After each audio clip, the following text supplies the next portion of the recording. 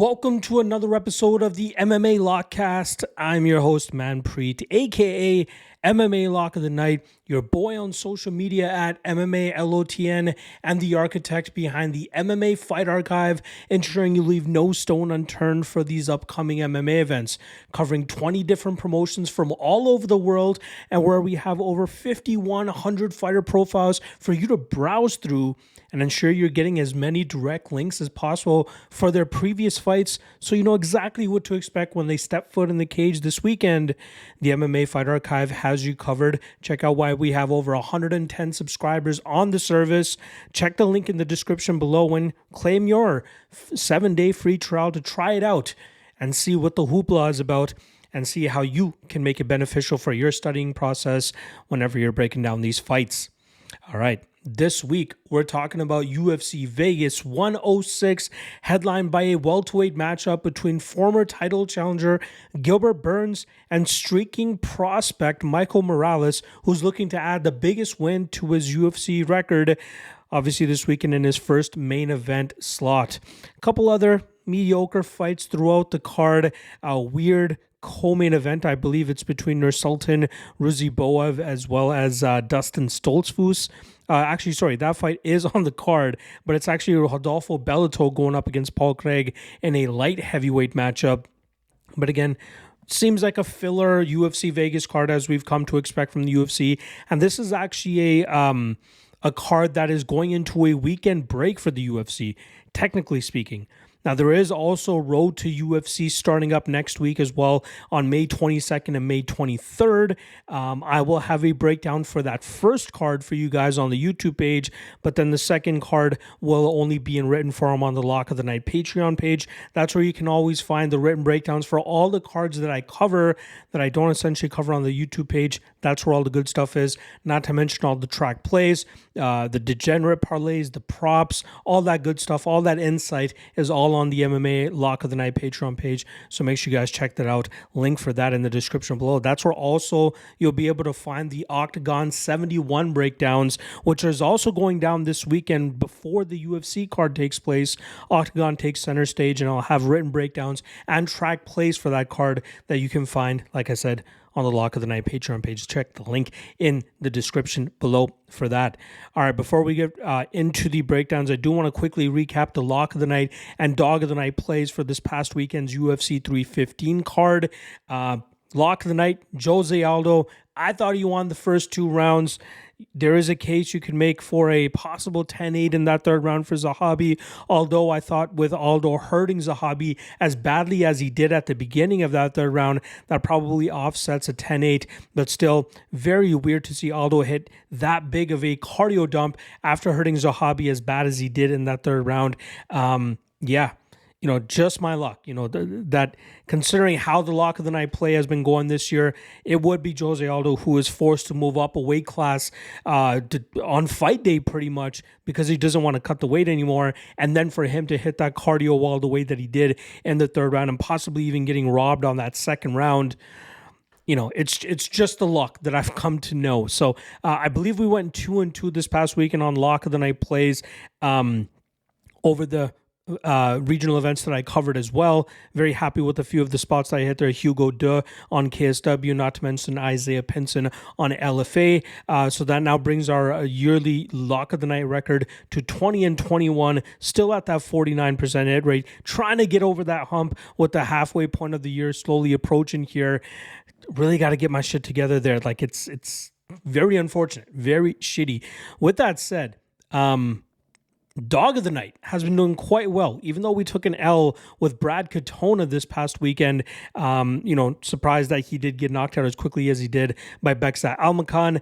He comes up short. I was going to have Valentina Shevchenko as the Dog of the Night play, but I ended up going with Katona and eating my words there. But we did have some solid underdogs hit this past weekend, especially on PFL Europe. We hit Alexander Chizov at plus 310. Very happy with that shot there. So that now increases our Dog of the Night record to 25-22 on the year for a 53% hit rate. So we've absolutely been smashing it for the dog of the night plays. Again, hitting at 53% for underdogs. We're solid ROI as well. I believe we're nearing that 30% ROI mark as well with some of the dogs that we've been hitting. But it's really the lock of the night play that I need to just lock in. I mean, I don't know what I'm doing wrong. Like I feel like I have a lot of edge on a lot of these fights. And, just getting served shit sandwiches week after week. So we'll see if we can turn that around here. But dog of the night plays, let's see if we can stay the course in that aspect. All right. We got 12 fights to talk about for this UFC Vegas 103 card. And without further ado, let's get right into this. We start this fight night off in the strawweight division with a matchup between veteran Tisha Pennington, who comes in at minus 400, taking on Luana Pinheiro, who comes in at plus 300. Now, Pennington is coming off of a victory over Carla Esparza, a fight that she was able to exact her revenge 10 years after they initially met on the Ultimate Fighter, and Esparza was able to grind her out that night. But Pennington, for the most part, shut down the grappling game of Esparza. There were some spots where Esparza was able to get some good success in that first and third round. There's a case that Esparza even deserved to win that fight, but Pennington stuck to her style, her all-around style of just landing tepid pace, kickboxing approach, some decent grappling from her as well. But she's never really jumped off the page in one particular martial art or one strength. Her experience is probably her best strength. 21 fights of experience as having fought the best of the division as well as the worst of the division. She is a mother now. She's 1-1 as a mother, actually. She came up short against Tabitha Ricci in her return fight last year. But again, a fighter that's not a huge finishing threat. She's only finished 2 of her 14 professional fights. She's never been finished, so we can credit her durability as well, where she's, in her 7 losses, never been finished there. Yeah, and even that TKO win that she has on her record was due to Sam Hughes' eye closing shut, if I'm not mistaken, and she was able to get that short notice win there. Again, nothing really popping off the page about Pennington. 35 years old, she's a mother. That's really about it. On the flip side for Pinheiro, she's looking to save her UFC spot after she has put together 3 straight losses now, coming up short against Amanda Ribas, Angela Hill, and then most recently against Jillian Robertson, in a matchup where she performed a little bit better than I expected her to. She came up short in that first round. Obviously, the second round, she bounced back, which is where we normally see her start to slow down, but she landed enough damage against Robertson, stopped the takedowns of Robertson in that round, but then we saw her cardio issues start to flare up in the third round, and that's where Robertson was able to get her to the ground and really lay, some solid shots on the ground there, getting a few submission attempts as well. But Pinheiro, surprisingly was able to see the final bell there, but still end up losing that fight on the scorecards. Physically, she's gifted. She has some decent pop on her shots. She's a BJJ black belt as well as a judo black belt, but it's largely her physicality and her stinging power that has allowed her to win those 11 fights that she has on her record. I've harped on her cardio issues in the past, but when she's in fights that aren't fought at a high pace, she's usually able to at least put some big damage on her opponents early and then survive the latter half of that fight to still end up winning fights on the scorecards when she's unable to muster up finishes. Now, going up against Pennington here, Pennington doesn't push a hellacious pace. She doesn't have crazy power. She's not a big-time grappler by any means.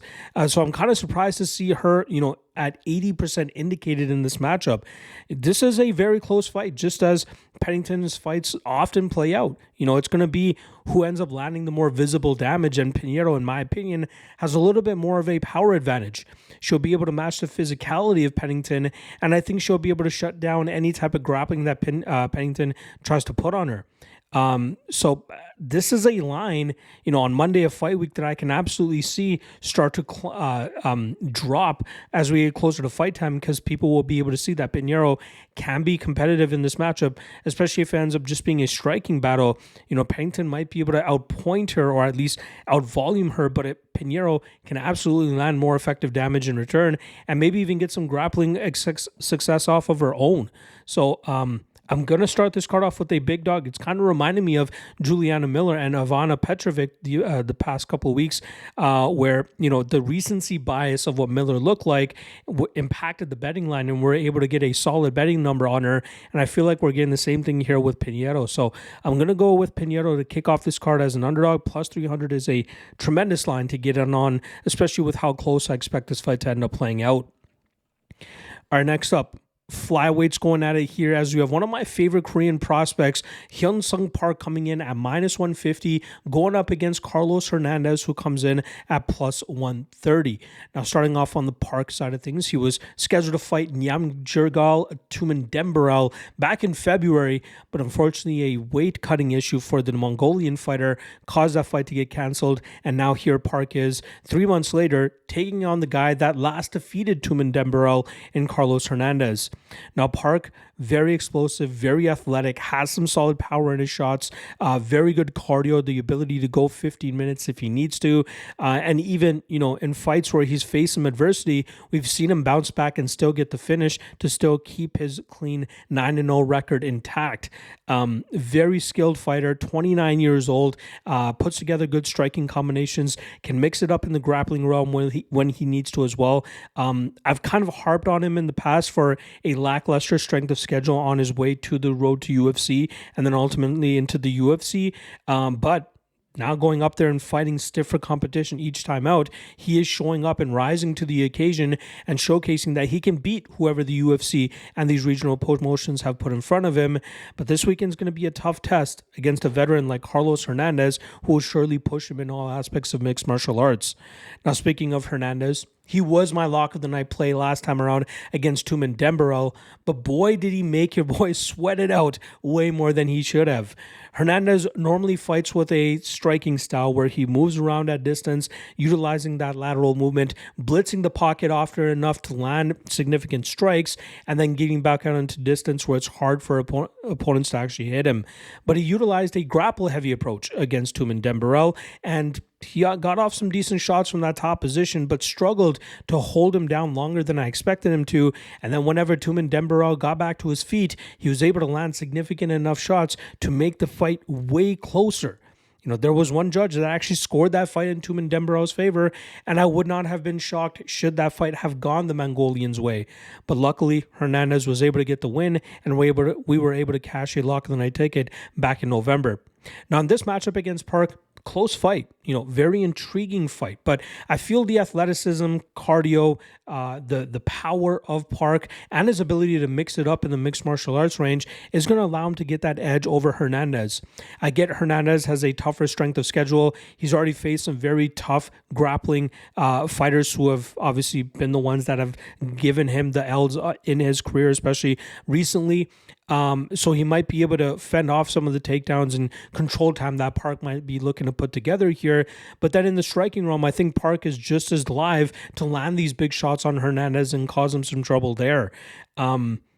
I like me some Park, minus 150, 60% indicated. I kind of agree with that. I'd probably even put it 65% because I think he has a higher ceiling than Hernandez. And if he can land with the speed, agility, and power that we've seen him land with in the past, he could definitely make this a very tough night for Hernandez. So I'm going to go Park to win this fight. I just think he puts together the better body of work, striking, power, grappling, control. I think that all comes to fruition here for Park, and he ends up winning this either 29-28 or sweeping the scorecards and getting that 30-27.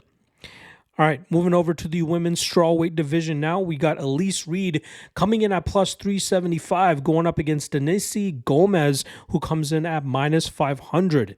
Now, through 8 fights with the promotion, Elise Reed has alternated wins and losses the entire time. And that stayed true last time around, where she was able to outpoint Jessica Penne in the second and third rounds and win a unanimous decision. In the first round, she kind of struggled, getting away from the clinching and the grappling and just the control of Jessica Penne. But luckily for Reed, Penne was unable to get her to the ground, and Reed was able to, save herself, as that's where we've often seen Reed really struggle when fights end up hitting the mat.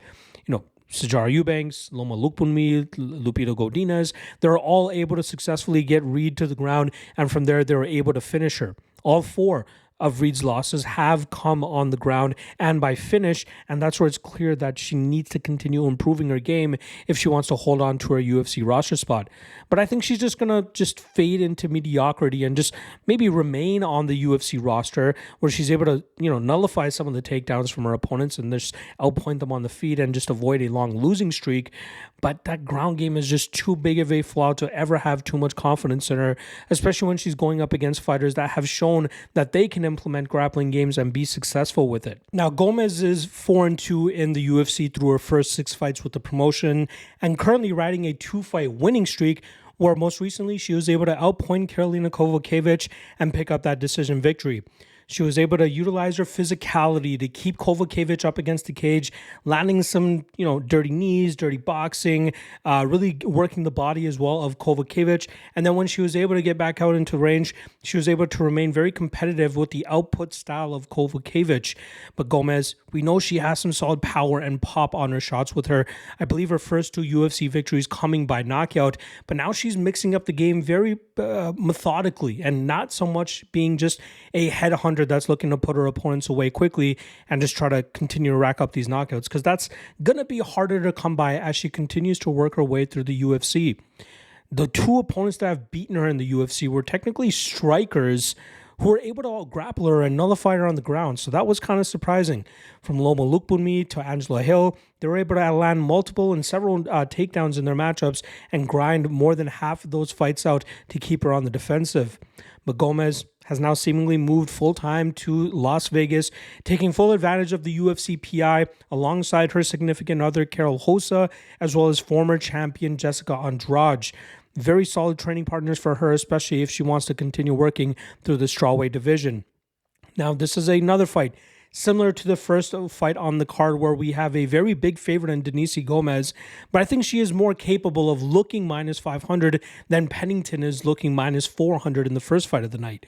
But this is one of those matchups where if Gomes is unable to implement her physicality or even land some takedowns, Elise Reed can make this a very competitive matchup with her Taekwondo striking approach. She might be a little bit slicker, she might be even a little bit more technical than Gomes, who has far more been reliant on her power and her physicality to get her wins. But I do believe that Gomes should be able to get those moments up against the cage like she did against Kowalkiewicz, just like what Reed struggled against with Jessica Penne in the first round of her matchup. I think we'll see Gomes slowly grinding this fight out, getting those takedowns, getting that clinch position, not allowing Reed to operate at a distance, but at minus 500, between 80 and 85% indicated, I just don't have the confidence to parlay Gomes here, thinking that she'll win by that wide of a margin. Reed can absolutely make this fight very close, but not so much to the point that I'm going to either bet on her as this plus 375 underdog or even predict her to win this matchup. I'm going to go Gomes and Gomes by decision, but I would be very wary in terms of paying this type of price tag on a fighter like Gomes in this matchup. Our next up, we got a women's bantamweight fight here between Luana Santos coming in at minus 150, going up against Tainara Lisboa, who comes in at minus 130. Now, Santos last time around had her momentum halted by Casey O'Neill back in August, where we saw Santos take the fight on short notice just about a month after she had submitted Maria Agapova, fly across the world, struggled to make 125 pounds as she has in the past, and she ended up getting outboxed and outstruck by the hard-nosed striking style of Casey O'Neill. Now, Santos has shown some decent striking in the past, most notably when she was able to pick apart Juliana Miller. She showed some decent striking against Stephanie Egger as well, but I think she is most comfortable when she can implement her BJJ black belt as well as her judo black belt by taking opponents to the ground and finding submissions or TKO opportunities from that top position. I think we saw a lot of those things work against her against O'Neill, and it was a must-win fight for O'Neill to try to get that confidence and the momentum back in her career, especially fighting in front of a home country crowd of Australia.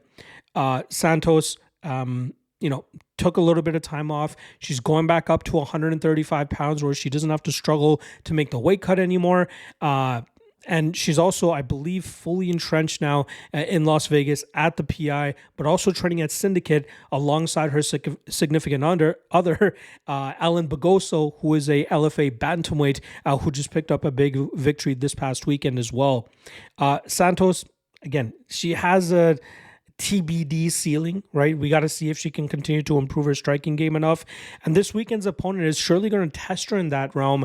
And we'll see if Santos has been making the improvements, or at least the ability to really mix her game up a little bit more to shut down somebody that on paper has a striking advantage over her. And that's what Lisboa will be enjoying going into this matchup, being a two-time Muay Thai world champion and then showcasing what we've seen from her in the past. What opponents have largely looked to do against Lisboa is to try to take it to the ground and nullify her and keep her away from that striking style. That's what she was able to do against Jessica Clark, stopping the takedowns, eventually pummeling her in the third round, and eventually finding that submission victory.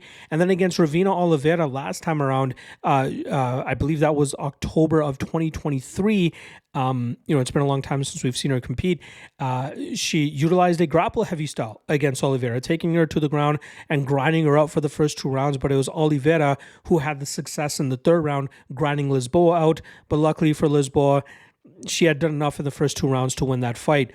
But she's been out of competition since October 2023, nursing a knee injury, if I'm not mistaken. She had surgery, she went through rehab, and now here she is coming back to try to, stretch this to a 3-fight UFC winning streak and continue working up the bantamweight ranks.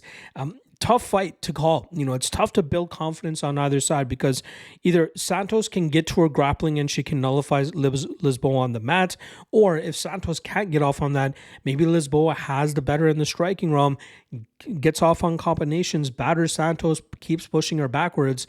But seeing that if you can remain relentless enough with the takedown approach and with the clinching, that's where I think Santos will end up having success. And I think that we'll see her judo really start to come into play, where she starts getting those takedowns in the second and third rounds. And then from there, she should be able to get some solid damage from that opposition, maybe threaten with a couple of submission spots as well. And that's where I think we'll see Santos have some success. But I want to see those improvements in play first before I trust her as a minus 150 favorite in this matchup or any matchup moving forward. So I'm going to go Santos. I think maybe bantamweight is the better weight class for her, and that's where she can utilize her strength a little bit more effectively, getting Lisboa to the ground and grinding her out to win this fight. All right. Heading over to the men's featherweight division now, we got Yadier Valle coming in at minus 430, going up against Connor Matthews, who comes in at plus 330. Now, starting off on the Del Valle side, he has an 8-0 clean record and earned his UFC contract through the Contender Series last season by just absolutely running through Alberto Montero, I believe was the guy's name. That was a fight where he didn't get the finish, but he was clearly in the driver's seat the entire 15 minutes, pushing a pace and pressure that Montero was unable to keep up with.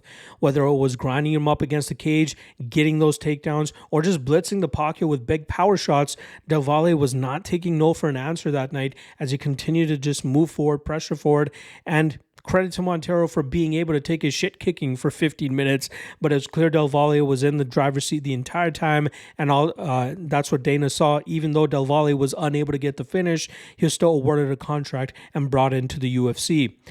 He is, a guy that I did not give much credit to leading into his Contender Series matchup, because I did see him getting picked apart by superior technical strikers, even in matchups that he ended up winning. The Michael Aswell fight, those were fights where it seemed like Aswell was the better minute winner, but Del Valle, once he landed those big strikes, it landed and made more of an impact on the judges, hence why he ended up winning those fights on the scorecards. And then he's obviously a decent finisher as well. And he's 28 years old. So I look forward to seeing, what kind of experience he's able to accrue and how that can help the rest of his game. Now he's going up against Connor Matthews, whose back is up against the wall now as he's on a 2-fight losing streak. Both of those being his lone 2 UFC fights, the first of which was against Denis Buzukja in a fight where he was the one dictating the pace in a sense. He was the one moving forward, pushing Buzukja backwards, but we saw the technical shortcomings in his striking game lead to him getting picked apart in that matchup for about 12 and a half minutes before eventually Buzukja was able to find that big shot and put him away in the third round. Then last time around, we saw him get to his grappling almost immediately, but his inability to control Delgado on the mat led to Delgado eventually working back to the feet, showcasing his technical superior striking, landing that big shot, and then ground and pounding Matthews en route to a TKO finish. So it's not a good look. that Matthews has been finished in both of his UFC matchups, and I really believe he is a guy that kind of overachieved on the regional scene. Well, maybe not overachieved, but looked very dominant on the regional scene with, I believe the majority of his wins, or all 6 of his regional wins coming in the first round.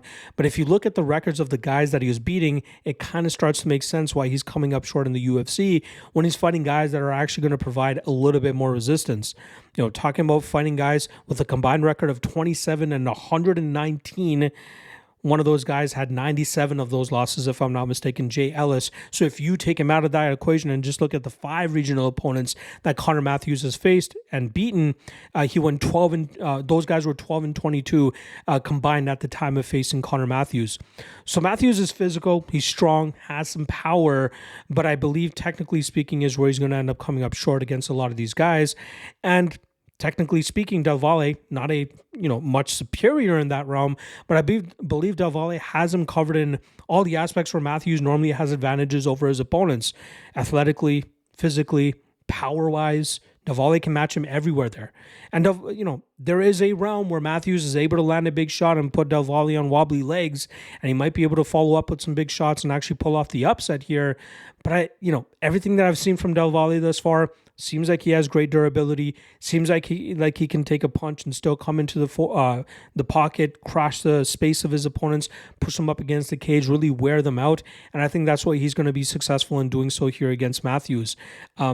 Personally speaking, I'm trying to stay away from these undefeated Dana White Contender Series guys who come into the UFC against guys that already have a few fights in the promotion. The Louis Garul loss to Ode Osborne was one that that's really kind of cemented that for me. I really thought Garul was going to run through Ode Osborne there. He ends up getting chinned. It wouldn't surprise me if Matthews ends up chinning Del Valle here, but not so much to the point that I'm going to switch up my picks. I'm going to go Del Valle. I think he wins. I think he grinds out Matthews. I think he wins this fight on the scorecards. You can go ahead and parlay him if you want. Personally speaking, my confidence is a little bit shot with these big favorites coming off the Contender Series. So I'm going to end up passing on this matchup, but I'll go Del Valle and Del Valle by decision. Moving up a weight class now to the lightweight division, we got Jared Gordon coming in at -105, going up against Thiago Moises, who comes in at -115. Now, starting off on the Gordon side of things, I think a lot of people would agree that he probably deserved to win his last matchup against Nasrat Haqparast, a fight that he ended up losing on the scorecards. Now, optically speaking, I think that fight came down to the 3rd and final round. And even though it looked like Gordon was landing the more effective shots, if you watch that, closely, I think the optics of Haqparast constantly moving forward and throwing big bombs, even if a lot of them weren't landing, was the reason why the judges ended up scoring that last round in Haqparast's favor. It's very unfortunate, but again, it's tough to really judge when you're sitting right there in the moment from that one angle beside cage side, and then you're watching at home and you get all these great angles of every single shot landing. And again, they got to make the decision in the moment. So it was a close round. I thought it should have gone to Gordon, but Haqparast ends up getting his hand raised there. Gordon is a guy that has kind of underachieved in the UFC. He utilizes a high pressure, high volume, and a ton of cardio in his fights to try to wear opponents down and break them down so he can either finish them late or eventually grind them out and win fights on the scorecards. Durability has kind of been an issue throughout his career, but it's been a while since we've seen him get actually knocked out. So I can understand why people are not so, hot on saying, okay, Gordon has a crazy durability issue now, but it's definitely something that's always on my mind whenever I'm breaking down his fights. But normally we see him utilize a high pressure, high pace, looking to grind opponents out against the cage, looking to take them to the ground, utilize his BJJ black belt, and really just wear guys down, just weaponizing his cardio and pace as best as possible. This weekend, he's going to try to have to do that against a guy in Thiago Moises, who's one of the more inconsistent lightweights on the roster, currently 3-2 over his last 5 fights, alternating wins and losses the entire time. And last time around, coming up big against Trey Ogden after a very slow start in that first round.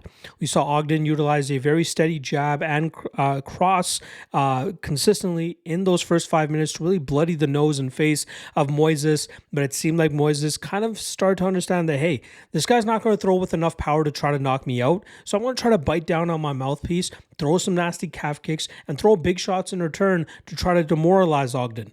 And that's exactly what he ended up doing. He landed a few big calf kicks that seemed to break Ogden, and then Ogden just fell to his back, which led to him having to fight off his back for the next round and a half, leading to Moises eventually winning that fight on the scorecards. Now, Moises is a solid all-around fighter. He's known for his BJJ black belt, but we've seen solid improvements in his striking game, which has helped him get some wins over guys like Mitch Ramirez and even some of the striking that we saw against Melquizael Costa. But it's his grappling where I feel he can be most effective. Can he do that against Jared Gordon? I'm not so sure. If Moises doesn't chin him early, I feel like this is a fight that Gordon can try to turn into his type of game by just putting that pressure on Moises and slowly wearing him down. I think Gordon will also be willing to engage in the grappling here, even if that's where Moises is strong. I think Gordon has good enough submission defense to thwart any of those offensive attacks Moises might be looking to implement off of his back. I think this is a fight, if I had a little bit more confidence in Gordon's durability, I'd be letting it loose on his minus 105 line right now. But I might take just a little shot on him with the hesitancy of Moises maybe landing a big shot and hurting him badly. But I think that Gordon can shut that down. Hopefully he can shut down the calf kicking game of Moises by keeping this fight in close quarters, pushing Moises up against the cage, digging his forward into the chin of Moises, keeping him pinned against the cage and slowly wearing him down, maybe even landing a few takedowns and wearing him down from that top position as well. But I like me some Gordon. I feel like if you shop around enough, you might be able to get some plus money on him too, but I do like Gordon to win this fight, and I think he grinds it out and gets his hand raised on the scorecards. Sticking with the lightweights now, we got Gabe Green coming in at plus 190, going up against Matthias Camilo, who makes his UFC debut as a minus 225 favorite. We've seen some steady money coming in on Camilo over the last 12 hours, hence why he finds himself nearly 70% indicated now. Now, starting off on the Gabe Green side of things, we haven't seen him in action in quite a while. I believe it's going to be 2 years since he had stepped foot in the cage when he competes this weekend, and that last fight that he had was a knockout loss at the hands of Brian Battle, who made short work of him, finishing him in 18 or 19 seconds of that fight beginning. And I think that goes to show some of the shortcomings in Gabe Green's game. Normally, decent durability, right? He engages in a lot of pocket exchanges, wants to throw down with his opponents, but often gets hit too much because of the poor striking defense we often see from him. In other fights, he's able to utilize that chaotic approach by breaking his opponents and really putting his foot on the gas and running away with fights late, just like he did against Phil Rowe, or even finding knockouts like he did against Johan Lainez. Now, before coming to the UFC, he had put together a 5-1 record as a lightweight. With his only loss coming to Jalen Turner back in 2017, he did manage to pick up wins over notable guys on the regional scene like Javier Garcia and Chris Padilla. And I think that goes to show what his ceiling could actually be. Now in the UFC, he's finally going back down to 155 pounds. And this is a must-win matchup for him, considering he's coming off a 2-fight losing streak. If he can get to the pocket, get off on his big striking approach, he might be able to find some success. But he's going up against a very difficult and powerful Matthias Camilo, who's looking to make his UFC debut after being successful on the last Looking for a Fight back in December. That night, he took on Nabokov. If you guys remember, that was that fighter that asked Dana White for a contract to the UFC at a press conference, and Dana somewhat obliged by giving him a spot on the Looking for a Fight show, which was the I believe it was Korean Zombies promotion over there in Korea in December, and Camilo put up a great fight and upset Nabokov that night, earning himself the victory, but more importantly, a UFC contract. I first started studying Camilo back in February of 2023 when he was supposed to go up against Jake Heffernan, and that was a fight where I picked against Camilo because as he was coming in with a 4-2 record, I did not think the highest of him. He seemed like a very raw prospect still coming from Brazil. Ended up setting up shop in Extreme Couture in Las Vegas, but it seems like that experience is really starting to help him out.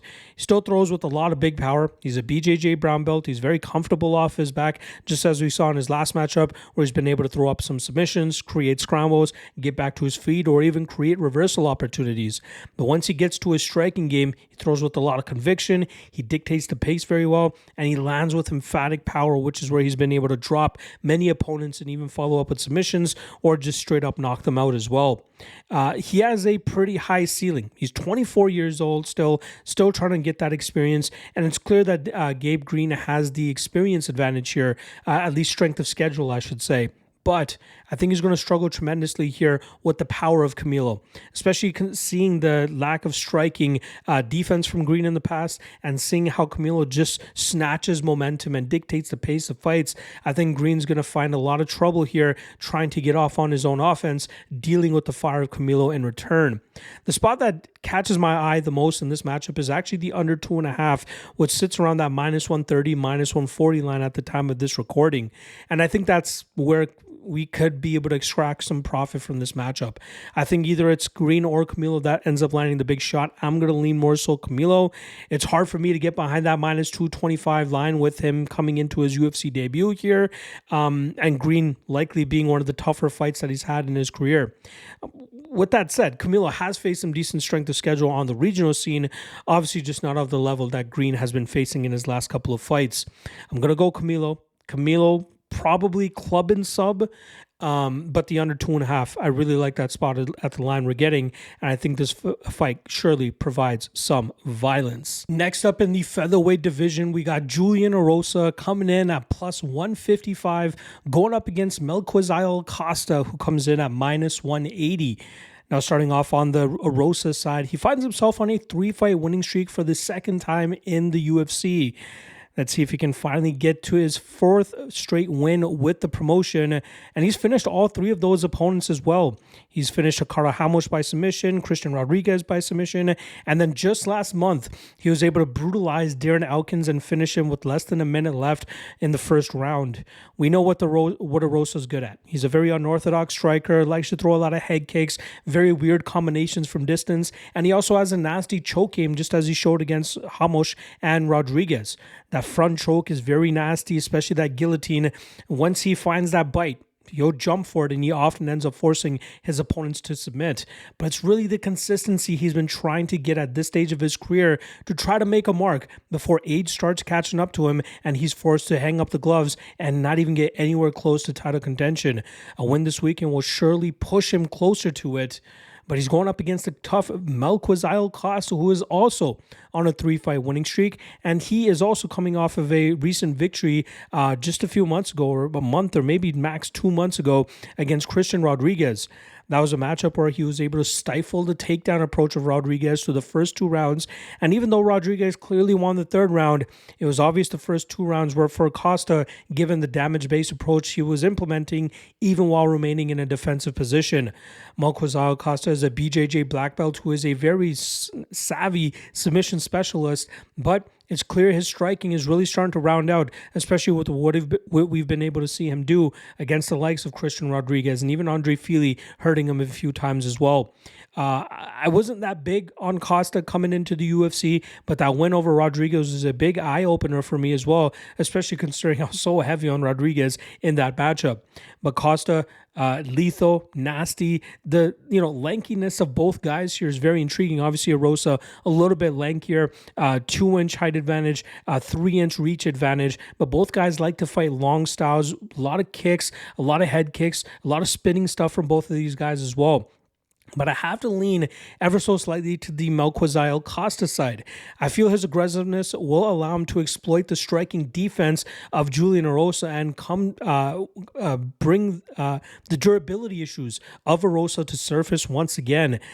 I believe 6 of the last 7 losses on Erosa's record have come by knockout, and that's not a great thing either, right? Like the guys that he's been going up against recently, Ramos, Rodriguez, Elkins, not big power punches, so they weren't really able to take advantage of that.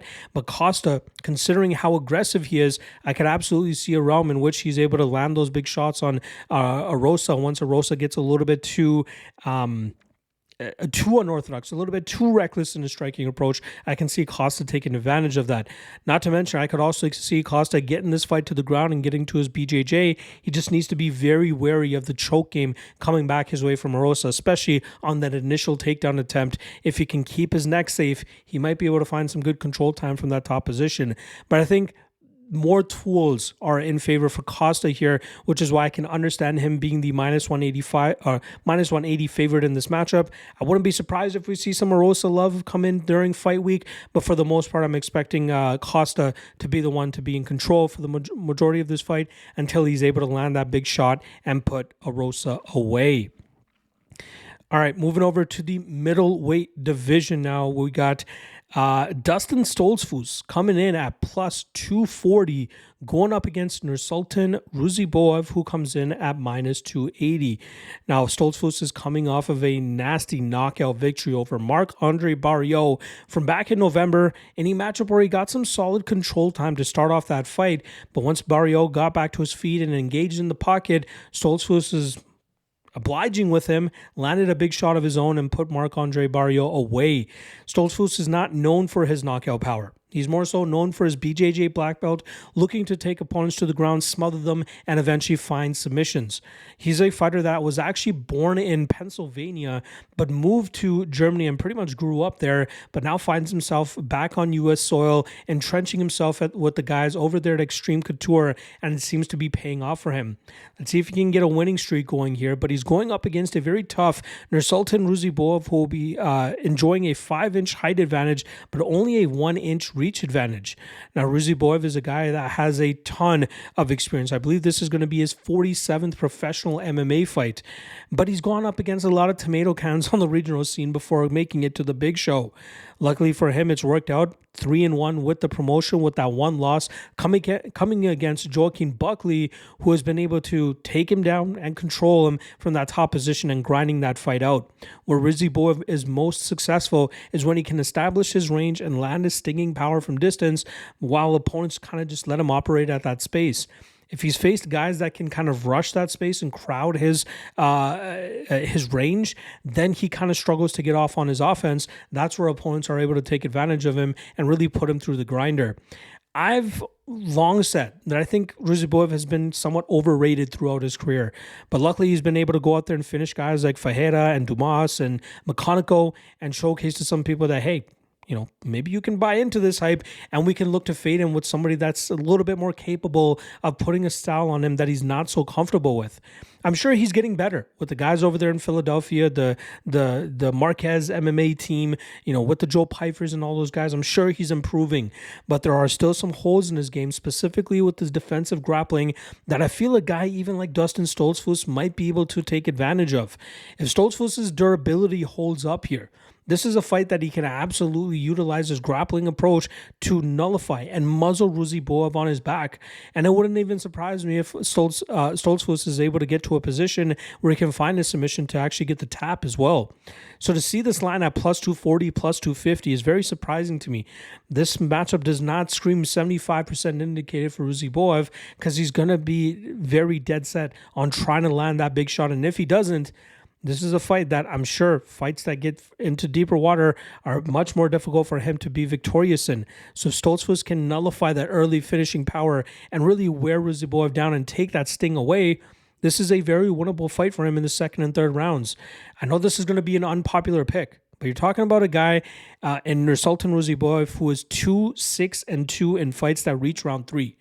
If Stoltzfus can get there, if he can even get to the second round, this is a fight that he can make look very good.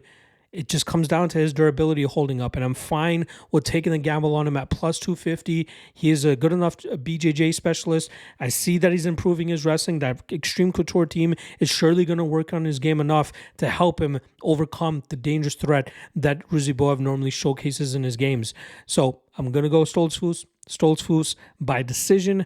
I'll be interested in Stoltzfus by submission if we get a good enough line on that, but just taking him straight up at money line at plus 240, plus 250, I think is more than worthy of a consideration here. Next up in the lightweight division, we got Sodiq Yusuff coming in at plus 115 going up against Myron Santos, who comes in at minus 135.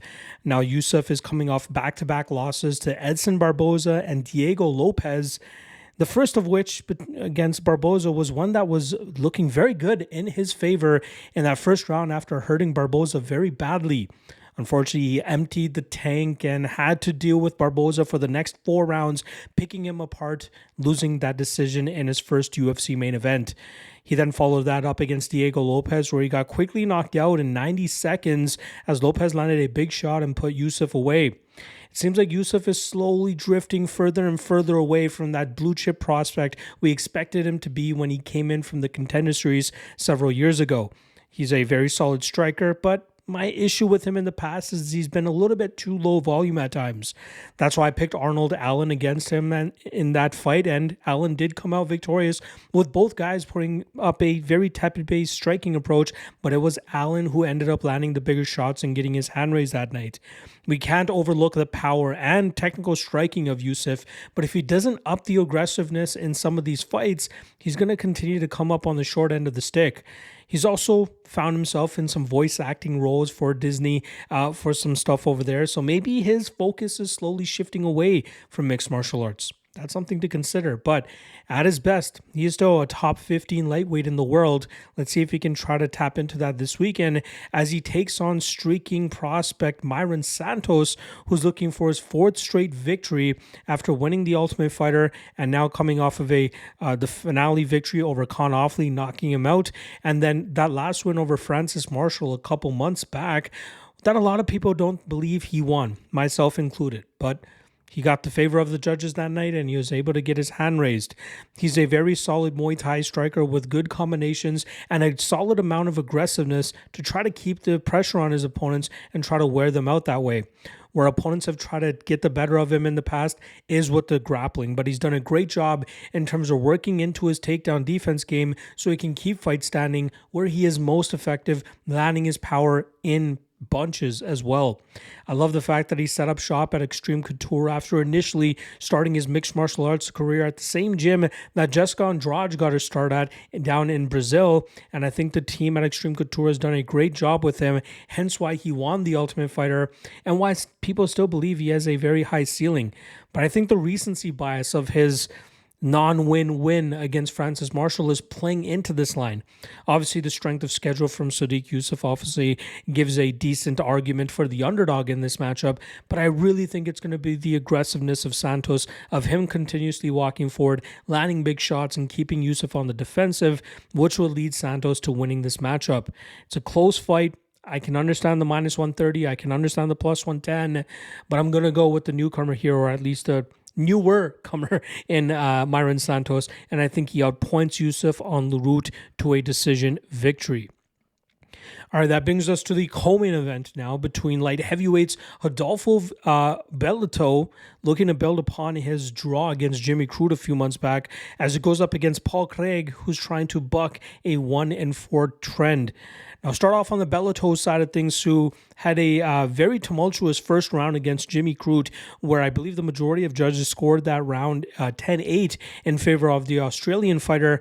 But Bellato tapped into his resilience and ability to battle back from adversity once again and grinded out the last 2 rounds to earn a draw that night. And he had to do the same thing against Ihor Potieria in his UFC debut in a fight where he got hurt very badly in the first round, but managed to battle back in the second rounds and get the finish over the Ukrainian fighter. But I think Bellato is a guy that's relying on that a little bit too much, and that's going to come back to bite him in the ass against these higher ranked light heavyweights. Is Paul Craig going to be one of them? We'll find out. But I think this is a guy in Bellator who has a very solid striking game. His defensive grappling has obviously improved from earlier in his career, just as we saw when he went up against Murtaza Talha on the Contender Series, which earned him his contract to the UFC. And again, training, I believe he's been with the Glover Teixeira guys, the Alex Pereira. He's been training with them a few times. Decent prospect, but I don't know if he has what it takes to really get to a championship level. He's going up against Paul Craig, who's really trying to hold on to his UFC roster spot here. Last time around, coming up short against Bo Nickel in a fight that played out much closer than the odds indicated, and that's largely because Bo Nickel didn't shoot a single takedown and forced Paul Craig to strike with him, and Craig had some decent success, but ultimately it was Nickel who ended up landing the more effective shots and winning that fight on the scorecards. We know what Paul Craig wants. He wants to get fights to the ground, utilize his very aggressive BJJ game, and try to find submissions against these opponents. But when guys are able to shut that down, they're able to just tee off on him on the feet, or if they're way better on the ground like Brendan Allen was, they're able to submit Paul Craig as well. This is a weird matchup. I wouldn't get on board with Bellator at minus 550, but nor would I try to make a case for a guy like Paul Craig, who's so reliant on one style and is not even that good at the wrestling side of things to try to get fights into the style that he's so successful at. I think Bellator will shut down the grappling. I think there is a scenario where Craig is able to create some sort of chaos that allows him to get this fight to the ground, which is why I'm a little bit skeptical about this minus 550 on the Brazilian, but I still feel Bellator should be able to land big enough shots. I think there'll be a ton of violence in this matchup.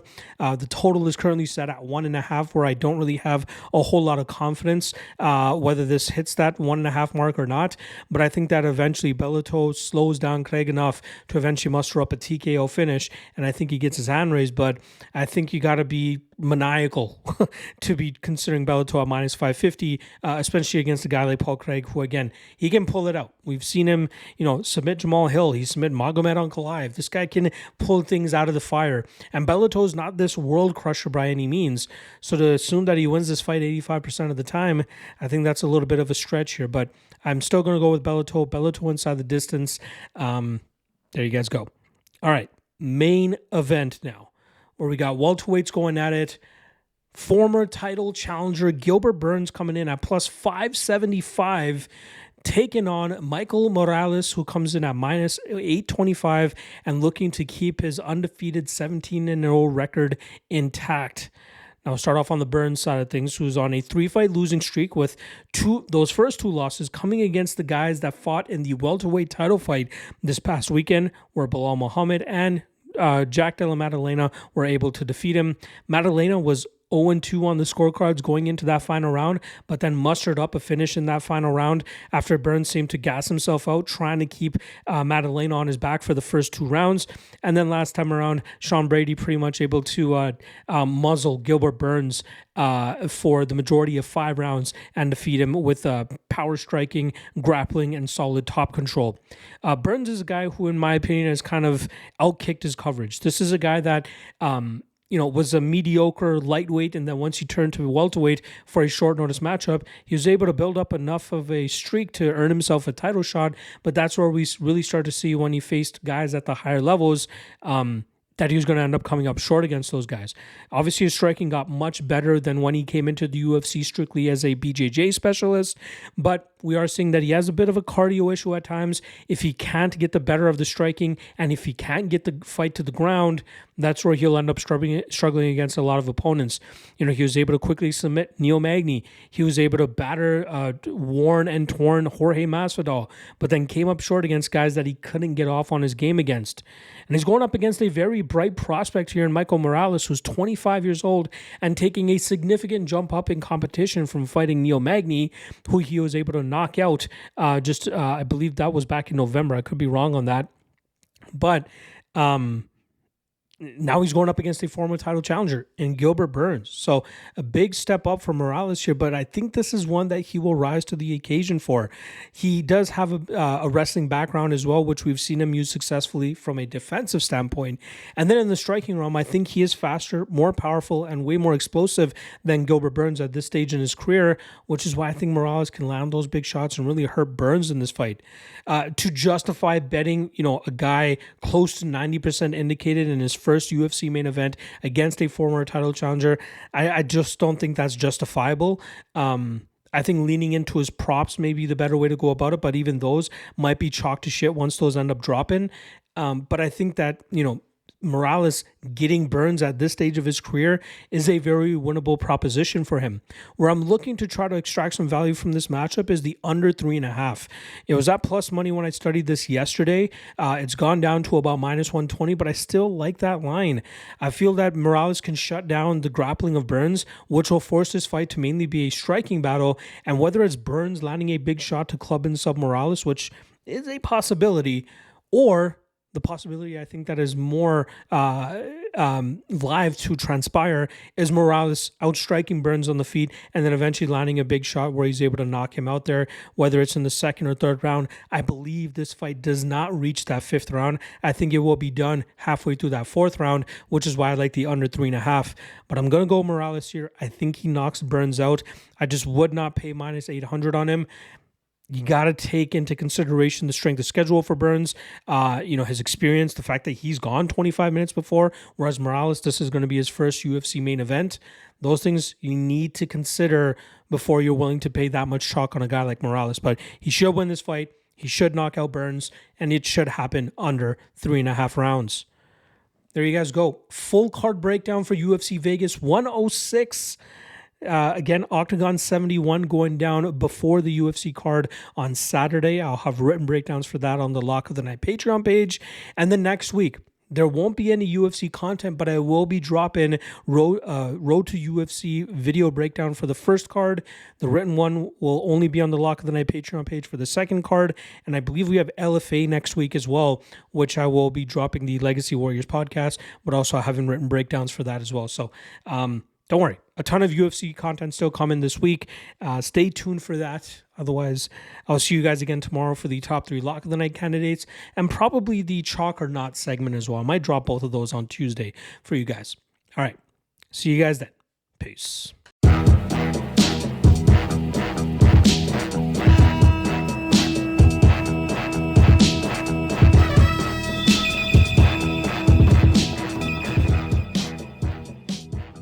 Last thing.